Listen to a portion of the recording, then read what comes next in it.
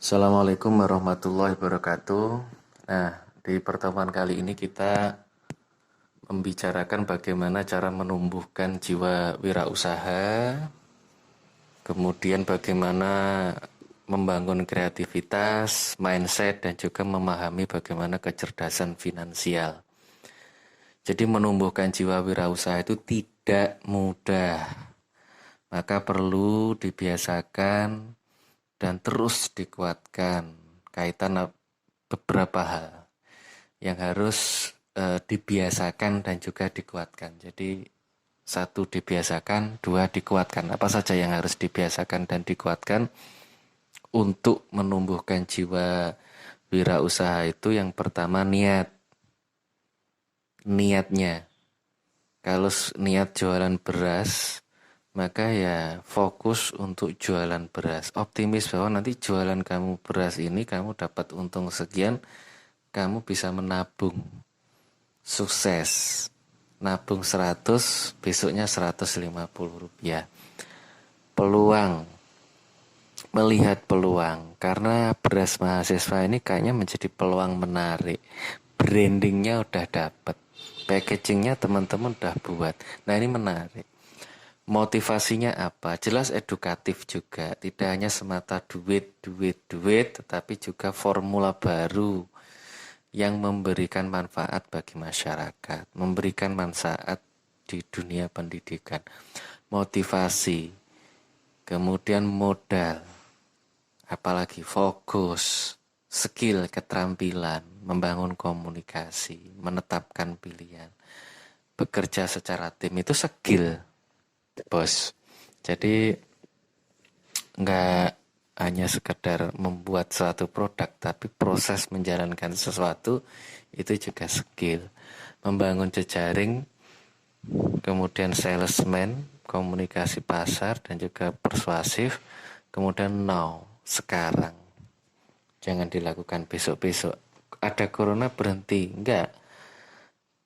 Bagaimana teman-teman bisa tetap menjalankan beras mahasiswa ini tetap jalan, itu seharusnya yang dilakukan, tidak berhenti seperti ini. Nah kemudian apa yang harus dilakukan? Maka yang packing sudah, branding sudah ya kan, kualitas beras sudah. Yang teman-teman perlu diskusikan itu sebenarnya tempat jualannya di mana. Itu harus tetap dipatok. Suppliernya siapa? Iya kan? Kemudian strateginya yang menarik gimana? Harga yang menarik gimana? Pembagian hasilnya sudah, alat takar berasnya udah ada belum? Kemudian melihat pesaing, oke, kelihatannya punya peluang, mitra kerja banyak, hanya butuh proses. Nah, bisnis ini kemarin sudah saya ngobrol sama beberapa teman, itu harusnya bisnis jalan lewat Grab ataupun Gojek, ataupun model dengan penjual dagang sayuran etek gitu. Siapa yang mau keliling di situ? Oke lah, dikemas di kosnya teman-teman, salah satu teman. Kemudian dijadikan kos itu atau rumah yang di daerah kota itu jadikan tempat toko, kasih banner, kemudian di sana dijual. Itu menarik. Sistemnya dirubah. Jadi pengurusnya cuma 4 atau 3 yang itu dapat bagi hasil yang lebih banyak dibanding anggota-anggota cuma diem dan juga berpikir. Tidak hanya diam tapi berpikir bagaimana ide-ide pengembangan. Teknis dilaksanakan 2 atau 3 orang itu. Coba teman-teman diskusikan di situ. Ini kaitan jiwa kewirausahaan. Kalau mau benar-benar total harusnya now. Nggak menunggu besok. Ya. Oke. Nah, poinnya itu nanti teman-teman tulis di kolom komentar hasil diskusinya. Nah, kita teman-teman diskusi satu itu teman-teman diskusikan dan tulis di kolom komentar. Pendapat pribadi nggak apa-apa. Hasil itu diskusikan di grup WA-nya teman-teman. Dan saya menyerahkan itu ke teman-teman. Kemudian kreativitas. Itu kemauan dan latihan. Kemauan dan kreativitas itu lahir dari mau dan juga berlatih. Jadi teman-teman mau kreatif itu harus mau dan berlatih. Maka membangunnya itu dengan mindset, pola pikir. berpikir yang berbeda. Saat orang lain berkata wah, wow, mungkin teman-teman nanti bikin beras mahasiswa, beberapa mahasiswa akan bilang wah, beberapa bilang wow, ide yang brilian, ide yang menarik. Tetapi teman-teman jangan puas dulu sampai di situ. Mindset yang dibangun adalah mengatakan bahwa beras mahasiswa ini bagus, namun masih bisa ditingkatkan lagi. Itu namanya mindset. Pola pikir yang tidak mudah kagum, tidak mudah puas, tapi melihat celah di mana usaha itu masih bisa dikembangkan lagi. Termasuk hari ini, kenapa stagnan? Berarti kan ada sesuatu yang kurang. Kemudian yang kedua memulai diskusi dan interaksi. Ayo didiskusikan di WA bagaimana Grab nih dibagi. Kan teman-teman punya SDM yang masih bisa dijalankan. Kalian bagi. Nah, bendahara juga gitu. Keuangannya gimana? Harusnya di-share. Kemasannya sudah pesen belum? Realisasinya gimana? Fotonya mana? Belum jalan juga. Nah, ini harus juga bendahara harus segera share keuangannya habis berapa, digunakan untuk apa. Brainstorming dengan adu ide. Jadi di grup itu ada adu ide dalam waktu-waktu tertentu, nggak apa-apa, adu ide. Kemudian traveling dan menemukan teman baru yang produktif. Jadi traveling, jalan-jalan itu jangan hanya berhenti untuk refreshing, tetapi kemudian menemui teman baru yang produktif, apalagi seirama dan keterikatannya ada di beras mahasiswa itu. Untuk hari-hari ini juga traveling kayaknya belum bisa. Nah, kemudian yang berikutnya itu, yang kelima itu selalu membawa ide bank itu catatan kecil. Teman-teman membiasakan diri membawa catatan kecil. Ada kata, kalimat yang menarik, ide baru bisa ditulis. Kemudian yang keenam, kapitalisasi ide. Dan tidak menyerah, tidak pantang menyerah. Pantang menyerah, kemudian kapitalisasi ide. Jadi bagaimana ide itu intern didiskusikan, diutamakan untuk intern program, intern produk, intern lembaga komunitas usaha, tidak di-share keluar karena ide itu merupakan barang mahal. Kadang orang yang sukses juga sampai diseminarkan dan lain sebagainya.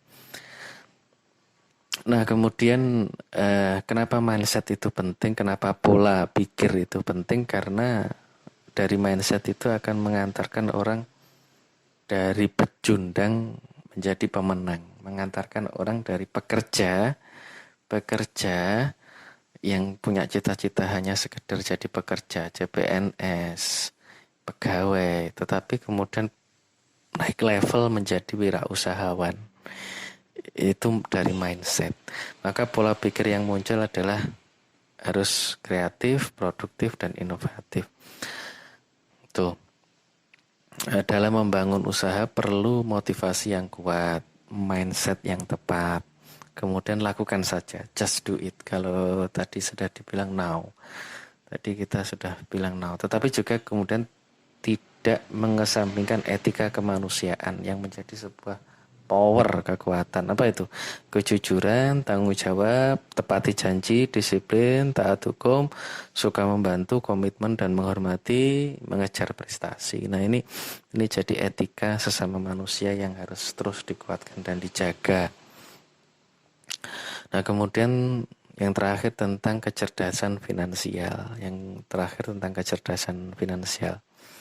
Jadi kalau ngomongin kecerdasan finansial, tata kelola keuangan di Indonesia cukup bagus. Artinya banyak orang yang suka menabung, investasi. Kalau dilihat dari cara makannya teman-teman, biasanya lauk yang enak itu di bagian akhir ya. Di bagian akhir lauk yang paling enak itu Itu tuh kelihatan tuh investasi dan konsep menabungnya udah bagus. Di kecerdasan finansial menurut Rich Dad itu contoh realnya itu membedakan antara aset dan kewajiban. Kalau rumah yang dikontrakkan itu jadi aset, tapi kalau rumah yang ditempati bayar pajak listrik apalagi kalau kosong tidak disewakan cuma bayar pajak dan listrik itu jadi kewajiban bukan jadi aset lagi, itu menurut Rich Dad. Kemudian arus kas dan yang kedua arus kas dan keuntungan modal. Kalau arus kas itu rumah yang disewakan, itu arus kas sama aset tadi, sama kayak aset rumah yang dikontrakkan. Kalau rumah yang dijual itu jadi keuntungan modal. Jadi kalau aset itu rumah yang dikontrakkan, kalau tidak dikontrakkan kosong tapi tetap bayar listrik kewajiban. Kalau arus kas itu ya dikontrakkan di kos-kosan. Kalau keuntungan modal itu yang dijual, kita beli, kita jual lagi dapat untung, itu keuntungan modal. Dan yang ketiga hutang yang memakmurkan. Artinya untuk berbisnis itu kita jangan takut hutang, tapi juga dengan perhitungan yang matang. Enggak sekedar hutang, tapi juga dengan perhitungan yang matang. Yang keempat itu keputusan finansial sendiri, tidak ikut-ikutan. Kayak beras mahasiswa itu kita nggak ikut-ikutan. Coba, pernah nemuin nggak? Pernah punya ketemu nggak seperti itu? Kalau donat banyak, ada kan donat air, ada beras kan butuh. Bayangkan dosen, pegawai dari pagi jam 7 sampai jam 4 sore di kampus. 7 sampai jam 4 sore di kampus. Dia pulang harus mampir toko. Males kan? Kalau ada beras di situ tinggal ambil. Atau pesan ke mahasiswa paginya diantar. Cakep nggak? Nah ini nih harus teman-teman online-nya gimana? Di tengah COVID ini harusnya teman-teman sudah jalan. Nah ini yang harus teman-teman tulis di kolom komentar. Yaitu ide teman-teman di tengah COVID bagaimana bisnis ini tetap jalan.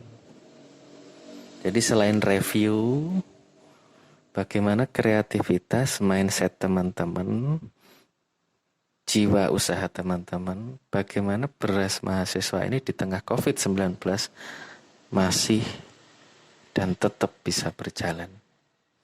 Itu saja dari saya. Assalamualaikum warahmatullahi wabarakatuh.